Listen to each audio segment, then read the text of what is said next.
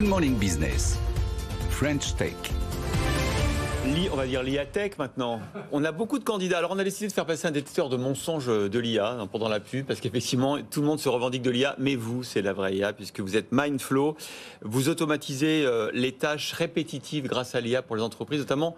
On manque de talent dans la cybersécurité, dans la IT, et votre mission, effectivement, c'est de remplacer ces talents qui manquent avec de l'intelligence artificielle. Bonjour Paul-Arthur Jonville, comment ça fonctionne exactement ? Bonjour, donc l'idée c'est de donner une plateforme, une capacité de travailler avec des agents autonomes qui vont venir remplacer les tâches manuelles et répétitives. Les agents autonomes, ça veut dire de l'IA ? Ça veut dire de l'IA. Okay. Concrètement, c'est de l'IA avec laquelle on peut collaborer, avec laquelle on peut travailler, qu'il faut les comparer à des stagiaires très spécialisés, très intelligents, mais avec qui on va pouvoir travailler comme si c'était votre collègue. Parce que dans la cybersécurité, il y a des postes de stagiaires sans valeur ajoutée. Il y a des choses automatisables. C'est ça. Aujourd'hui, dans la cybersécurité, il y a environ 30% des actions 30%. Qui sont manuelles, répétitives. C'est copier-coller des informations entre différents outils. Il y a beaucoup d'outils. Environ 80 outils dans une entreprise de taille mature. Et donc, tous ces outils, ça génère beaucoup d'alertes. Et donc, il y a beaucoup d'actions humaines. Et ça veut dire que juste le stagiaire, ça veut dire qu'on va lui apprendre aussi au fur et à mesure, on va le former ? Ça veut dire qu'on va le spécialiser. Ah ouais. On va lui dire quoi faire, comment le faire et quand le faire. Apporter des cafés, faire des photocopies, non, je plaisante. Et donc dans l'entreprise, oui c'est ça, l'IA qui fait le café, pourquoi pas. Je vous avais présenté le robot qui fait le café la semaine dernière, donc pourquoi pas.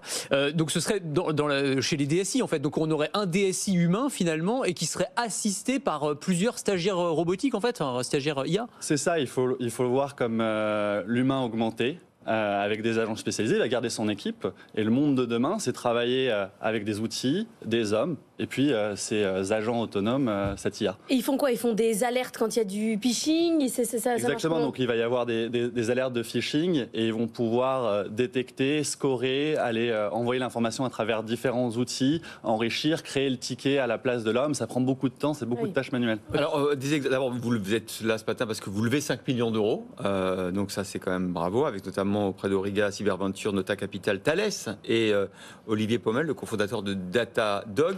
Je voudrais juste qu'on prenne des exemples. J'ai vu que vous aviez 2 clients, par exemple Doctolib et Auchan. Pour Doctolib, par exemple, concrètement, qu'est-ce que vous automatisez avec vos solutions ? Donc, Doctolib, ils ont aujourd'hui plus de 30 automatisations en production. Ça va de la détection d'alertes malicieuses jusqu'à l'offboarding, c'est-à-dire le départ de salariés de chez Doctolib. Donc l'idée d'automatiser, c'est de s'assurer que ça soit bien fait, de manière standardisée et qu'il n'y ait pas d'erreur humaine. Et comment vous allez faire pour rester en tête dans dans ce jeu du chat et de la souris entre les cyber-attaquants et les cyber-défenseurs, entre guillemets, dont vous faites partie ? Parce que l'intelligence artificielle, c'est bien pour automatiser la défense, mais ça va être aussi extraordinaire pour automatiser l'attaque. C'est vrai qu'on va avoir une pléthore de nouveaux types d'attaques, des attaques qui vont être plus personnalisées, qui vont être ultra sophistiquées, des attaques de phishing qui vont être sans commune mesure par rapport à ce qu'on a aujourd'hui. Comment vous allez faire pour gagner cette guerre ? Eh ben, c'est justement pour ça qu'on lève de l'argent. Il faut innover, il faut mettre de la R&D en place. Et donc, on essaye de recruter les meilleurs talents qui vont donner des capacités de défense à nos clients. Donc il faut des humains derrière pour concevoir l'IA qui soit plus performante que l'IA qui va être utilisée par les cybercriminels. C'est ça. Mais aujourd'hui, on est dans un monde où il va falloir utiliser les mêmes moyens que les attaquants et c'est toujours le jeu du chat et de la souris, donc très aligné avec cette vision. Ça représente combien de pourcentage de votre activité, la cybersécurité ? Parce que dans les exemples que vous donniez sur Doctolib, c'était pas de la cyber, c'était de l'IT. C'est quoi la répartition à peu près ? En fait, il faut le voir, la cybersécurité comme un métier qui englobe l'ensemble de l'entreprise. Quand on fait le départ d'un salarié, c'est de la cybersécurité, c'est des ressources humaines, c'est de l'IT.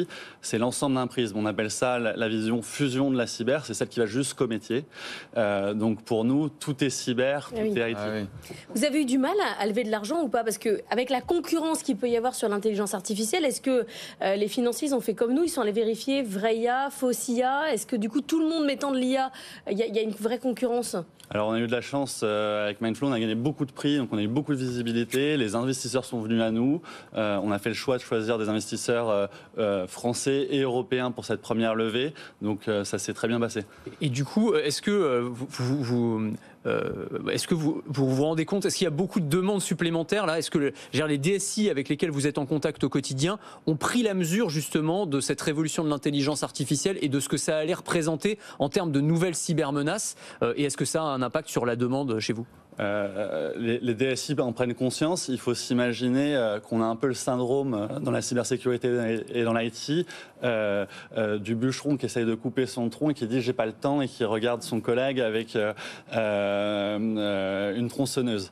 En fait, ils sont sous tension. Il y a beaucoup de choses à faire et donc à chaque fois, on arrive à les rencontrer et leur dire mais prenez le recul, là, il va falloir faire autrement. Merci beaucoup Paul-Arthur Jonville, président et fondateur de Mindflow, d'avoir été notre invité dans la French Tech.